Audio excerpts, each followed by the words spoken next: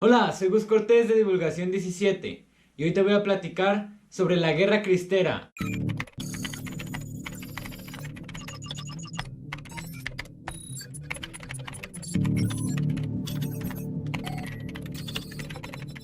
Access granted.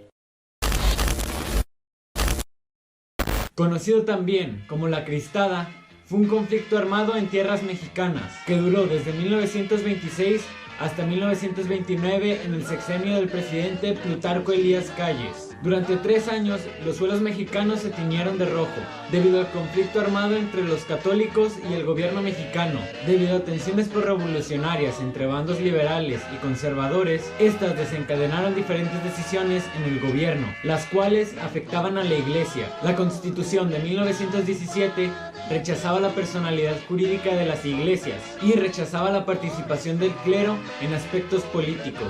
También prohibía el culto público fuera de las iglesias y privaba la compra de bienes raíces para usos religiosos. En 1921 ocurrió un atentado en la antigua basílica, en el cual se intentó destruir la imagen de Nuestra Señora de Guadalupe. Gracias a Dios, la imagen no fue dañada en lo absoluto. Debido a este acontecimiento, muchos religiosos decidieron defender los ideales de la Iglesia Católica. En el año 1926 se modificó el Código Penal y se implementó la denominada Ley Calles, la cual buscaba limitar más a la Iglesia Católica, privándole de la participación en la vida pública. También esta ley quería incrementar más el poder del gobierno sobre la Iglesia mexicana. La respuesta ante todas estas injusticias fue que los fieles religiosos decidieron colectar una serie de firmas, la cual fue rechazada. Luego de esto se dejaron de pagar impuestos y servicios que beneficiaran al gobierno mexicano, esto con el fin de bajar el poder económico del Estado, lo cual se logró y más tarde trajo problemas económicos al país. Bajo el lema de Viva Cristo Rey y Viva Santa María de Guadalupe, los entonces denominados cristeros se levantaron en armas en contra del gobierno mexicano, dispuestos a defender sus creencias y a la Iglesia Católica. Los fieles católicos fueron perseguidos y reprimidos por el gobierno mexicano, pero los cristeros defendieron a capa y espada su religión, hecho del cual en lo personal estoy muy orgulloso y admiro. Durante los 3 largos años que estuvo activa la guerra, se perdieron muchas vidas, entre militares, cristeros y civiles. Algunos civiles fueron refugiados en Estados Unidos. El Papa Pío XI escribió unas encíclicas a favor del clero y los laicos mexicanos, y también escribió unas recomendaciones para cómo proceder durante y después de la guerra. Las encíclicas estarán apareciendo en pantalla.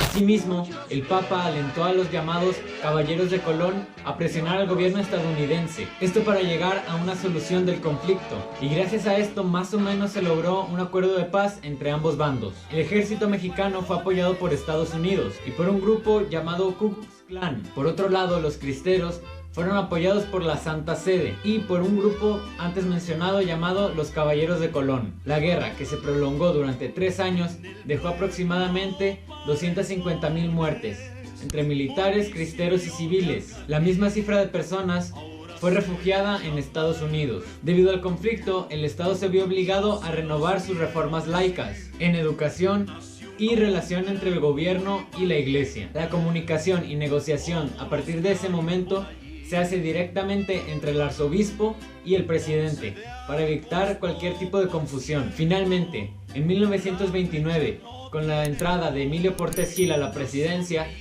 se llegó a un acuerdo de paz. El Estado mexicano y la Iglesia Católica Mexicana llegaron a un acuerdo de tolerancia.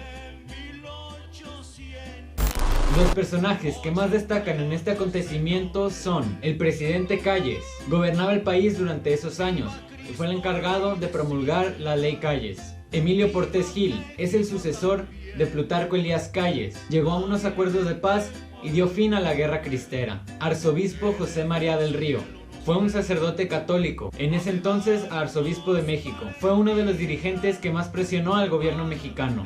Obispo Leopoldo Ruiz y Flores fue uno de los que firmaron los acuerdos de paz para dar fin con la guerra. José Sánchez del Río, él fue un joven de 14 años de edad, el cual fue torturado y ejecutado por el ejército mexicano durante este acontecimiento. Cuando estalló la guerra, sus hermanos se unieron a las fuerzas cristeras. y siguiendo el ejemplo, él también quería incluirse al movimiento pro-religioso. Pero por su corta edad, su madre no lo dejó. Esto no detuvo a San José Sánchez del Río. Convenció a su madre con la siguiente frase: nunca ha sido tan fácil ganarse el cielo como ahora. Su historia es muy interesante, tanto que la contaré en un video aparte. Por ahora, solo te haré un resumen muy corto. Después de su asesinato, fue beatificado por el cardenal José Saraiva en Guadalajara en el año 2005 y en 2016 fue canonizado por el Papa Francisco. Así como su historia, hay otras muchas, pero si las digo todas, no voy a acabar con el video.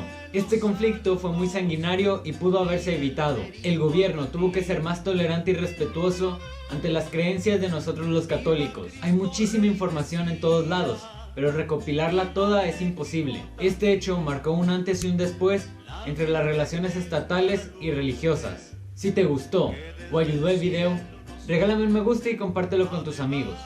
Si tienes alguna duda, déjala en los comentarios. No olvides suscribirte y seguirme en mis redes sociales, que están en la descripción, y nos vemos en otra ocasión. Adiós.